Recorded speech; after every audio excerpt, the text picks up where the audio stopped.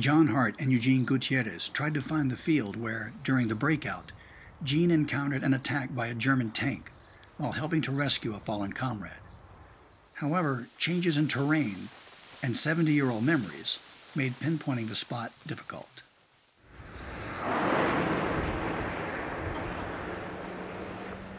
At 5 o'clock in the morning of May 23rd, when the sun had lifted itself over the hill mass to the east, the Combined Corps Division and force-attached artillery started pouring rounds into the German positions. It was an intense quantity of fire that took the men's minds back to La Defensa. At 6:30, the mortars picked up where the artillery had just stopped. Under the arching mortar fire, the 1st with attached armor and the 3rd with 2 battalions and its armor defilated behind the canal banks, advanced in a swarming wave. As always, enemy machine guns laid down their immediate lines of fire until small groups, sections, and parts of sections could work in with grenades. The attack took ages and waited.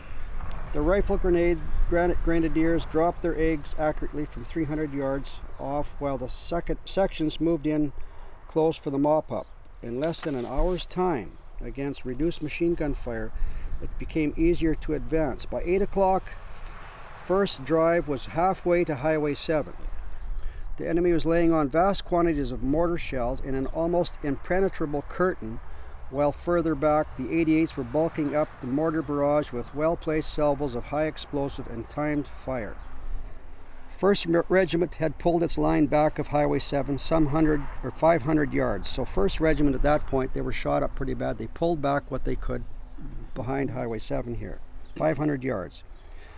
1st Regiment waited a while. The mortar got heavier rather than lighter. Better go forward than sit here and get caught in it, says the 1st commander. The enemy increases range, rarely does he decrease it. So they made a run for it through the heavy curtain of exploding shells. Naturally there were losses, but it was better than waiting and taking far heavier losses.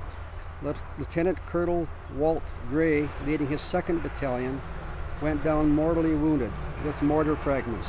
Braybrook of 3rd Company and Sergeant Durant of 2nd Company died in the barrage. Any of those names ring a bell?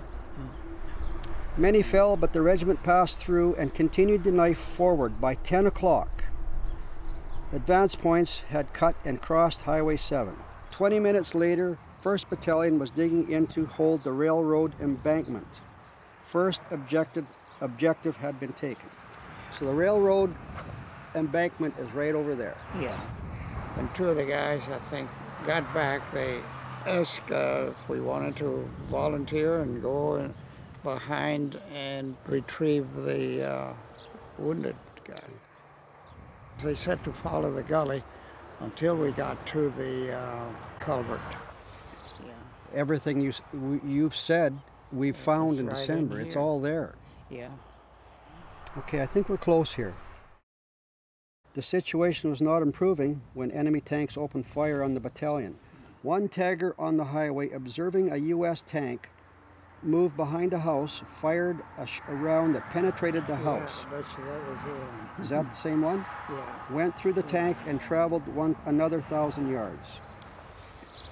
We were going across an open field like this, and as we entered a farmhouse, and as we entered, the Tiger tank started shooting armored piercing shells through the house, and it was very dusty. You couldn't see your head in front of you, so much dust.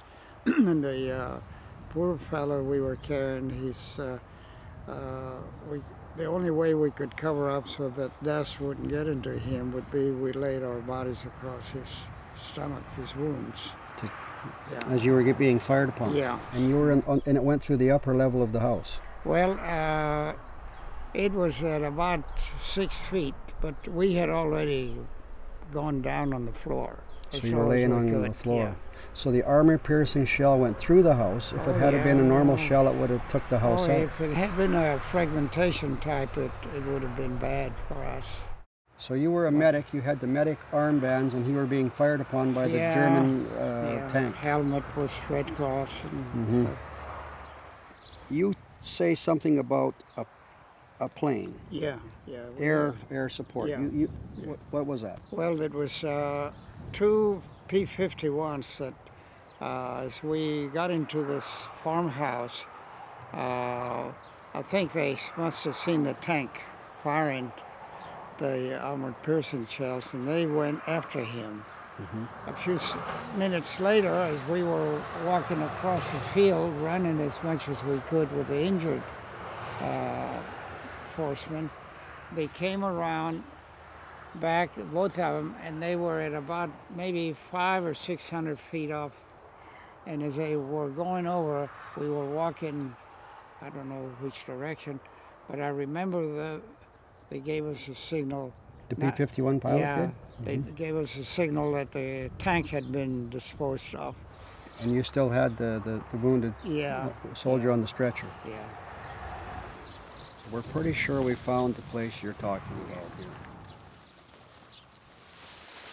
This was the trail we took in December through here, but we got through to the culvert, and on that culvert, it's a half-moon shaped culvert, an old archway type culvert with a flat bottom.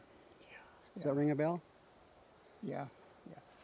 The house was on the edge of the culvert, not too far. Okay. So, oh no, it was maybe at least 100 yards, because we ran to the house and got in it, and the tank was farther that way. Okay, so he came from the west, just like we read in the book. Yeah. To the Mussolini Canal, if I remember right.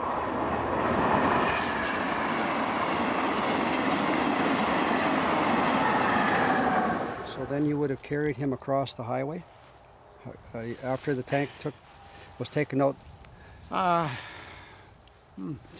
would have been a Jeep waiting probably on the road. Maybe? Yeah, there was a Jeep there waiting. So probably it might have been the distance we walked today. Yeah. Does that seem right? Yeah. The terrain is very different from what it was in May of '44. I have identified certain landmarks, but after 70 years, the growth of the brush and the trees makes it harder to identify. How does it feel to you to be here? I was lucky to get out of the situation when the fighting was pretty heavy. And I didn't even get a scratch, and I was very close to a lot of explosions. It's very close to what's in the book, you know. Very close, very close, and for sure.